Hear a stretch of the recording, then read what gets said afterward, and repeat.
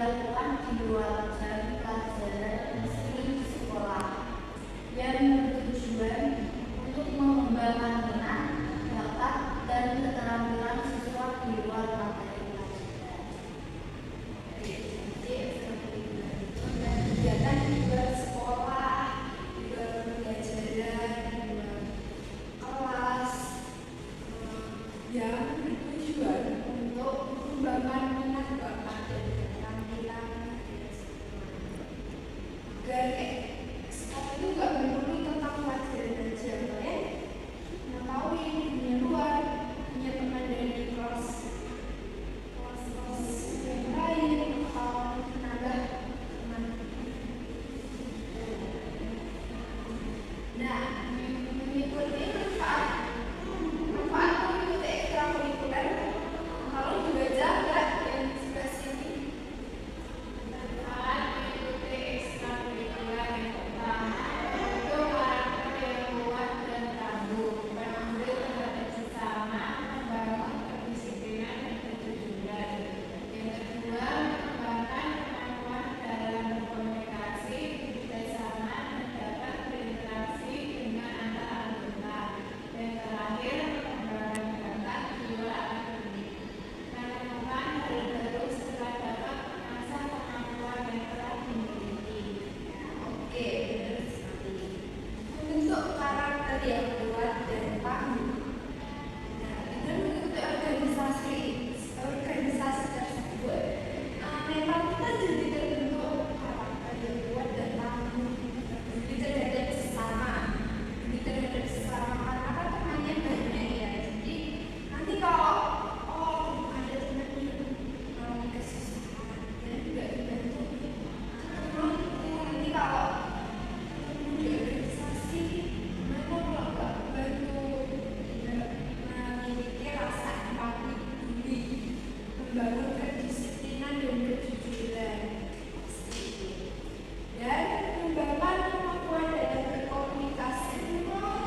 Ini mengikuti organisasi itu kita bisa mengembangkan kemampuan berkomunikasi, karena kan di organisasi itu pastinya banyak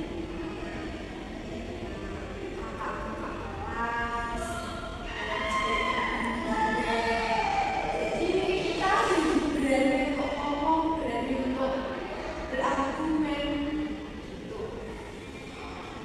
Terus mengembangkan bakat di luar akademis dan menemukan hal baru serta mengasah kemampuan yang telah dimiliki. Jadi selain membentuk karakter dan mengembangkan kemampuan, juga dapat mengembangkan bakat. Jika kalian memiliki bakat, ya contohnya Mbak Adis, kalau memiliki bakat untuk menulis, melukis, bisa mengerti apa itu?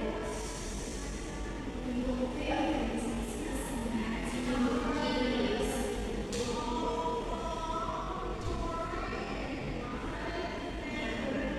Cat dan jenis-jenis ekstrakurikuler.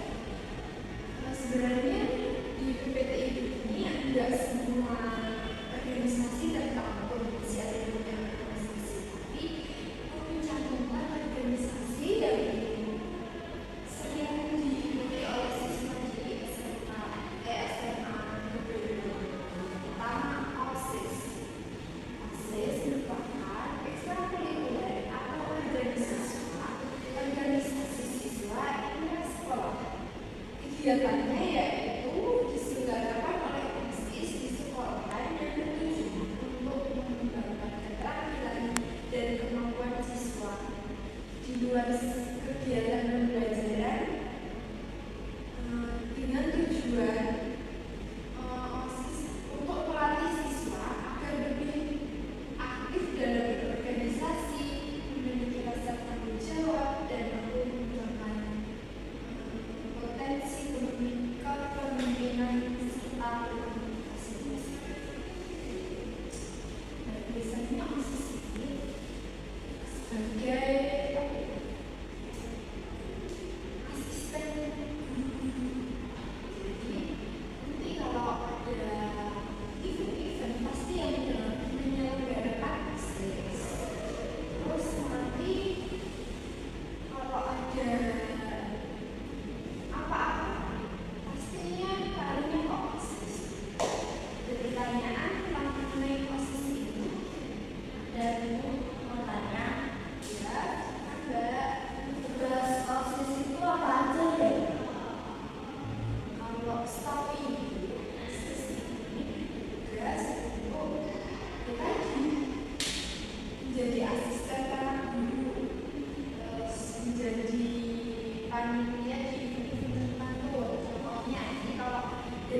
sekolah itu ya kebanyakan OSIS. Terus nanti kalau ada acara bazar-bazar itu yang kebanyakan juga OSIS.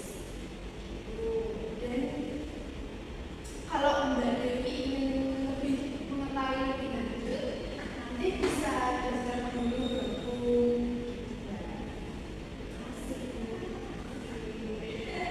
Yang kedua yaitu pramuka. Biar nggak ngantuk, Mbak Adi stop membaca. Pramuka.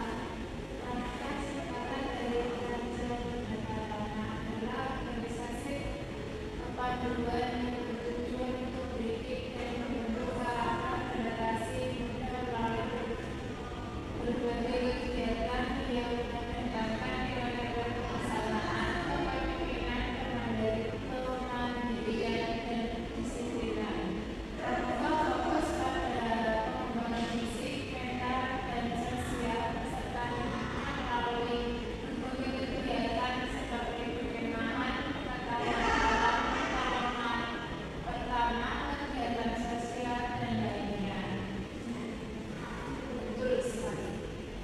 Pramuka Raja Muda adalah organisasi yang seru, banyak pengalaman, banyak kegiatan.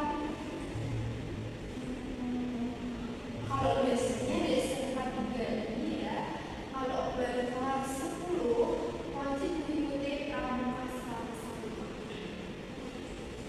Nanti berharap kalian nggak suka bolos ikut pramuka karena banyak sekali kan. Kalau dari kelas 10 itu banyak yang bolos karena katanya kecapean, katanya males pulang sendirian. Dan ketiga yaitu PMN.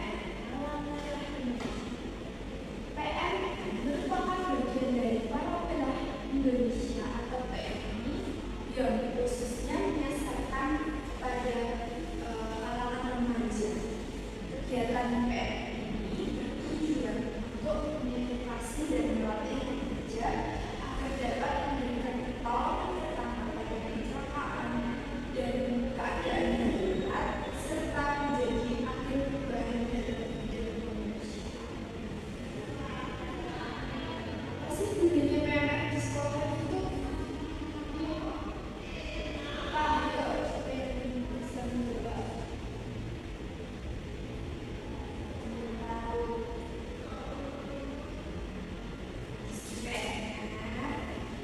di sekolahan sekolah itu nanti kalau ada yang mengalami upaya bisa segera ditangani oleh PMN. Ada pertanyaan mengenai PMN? Belum. Oke, lanjut aja ya. Pas Medan kembali ya. Ayo sekarang otak dulu, Ibu punya satu pandangan. Kita harus menjadikan garis semangat. Jadi nanti kalau 1 gini, 2 gini, 3 gini, 4 gini, 5 gini. Ini semangat total. Ayo, angkat tangannya. Ikut bareng-bareng ya. 1, 2, jadi ini adalah 1, 2, 3, 4, 5, 3, 2, 8, 4. Oke, bareng-bareng ya. Ayo, 1, 2, 3, 1,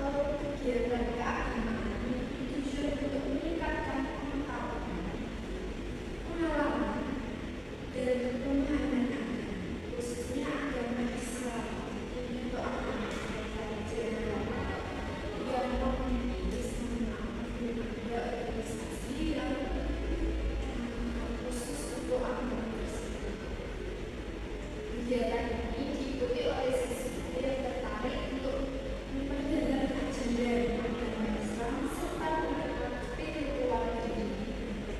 Beberapa kegiatan yang bisa dilakukan dalam ekstrakurikuler Ramadan ini adalah kajian bersama, tadarusan bersama.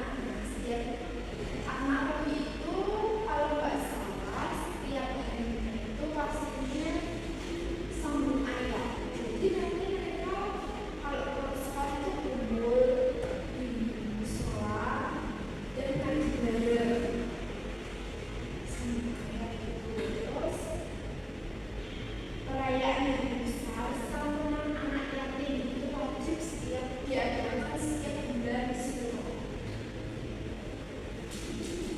Diminat untuk mengikuti hadis. Belum. Ini bagus. Mengingat apa? Mengingat dengan pergaulan remaja sekarang ini kita membutuhkan keagamaan agar kita tidak terjerumus ke hal-hal yang negatif. Habis sampai sini ada pertanyaan anak-anak.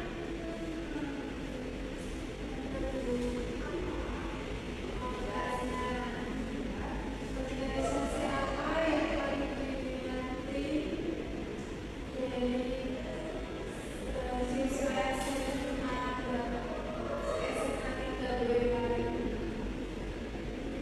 organisasi yang paling banyak diminati oleh siswa di sini itu kalau nggak salah ya, setahu ibu kesininya karena mayoritas di hari ini kan apa ya, mayoritas anak-anak seni kayak suka seni gitu. Jadi ekstrakurikuler yang banyak diminati yaitu ekstrakurikuler seni gitu. Karena selain kebanyakan mayoritas suka seni, organisasi kesenian ini juga nggak berat dan bisa menjadi berat kita. Ada pertanyaan lagi Mbak? Ya, silakan ini bertiga. Kalau kita ikut organisasi yang pelajaran terpadu, kalau kita mengikuti organisasi itu sih tergantung kita ya. Kita bisa mengatur waktu belajar juga, kita bisa membedakan mana yang prioritas atau tidak. Kalau enggak bisa itu tergantung kita. Kita bisa mengatur waktu, kita bisa membedakan antara prioritas dan bukan prioritas. Pastinya tidak akan mengalami belajar.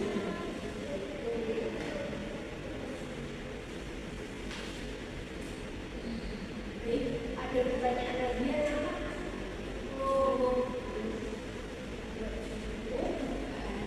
Kalian aktif mengikuti organisasi agar kalian itu tidak lupa ya.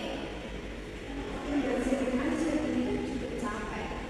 Berarti bisa banyak teman juga kalau ikut organisasi. Oke, baik. Sekian dari Ibu. Bila ada salah kata, maaf. Dari topik budaya dari Guru Inaya. Assalamualaikum warahmatullahi wabarakatuh. Waalaikumsalam warahmatullahi wabarakatuh.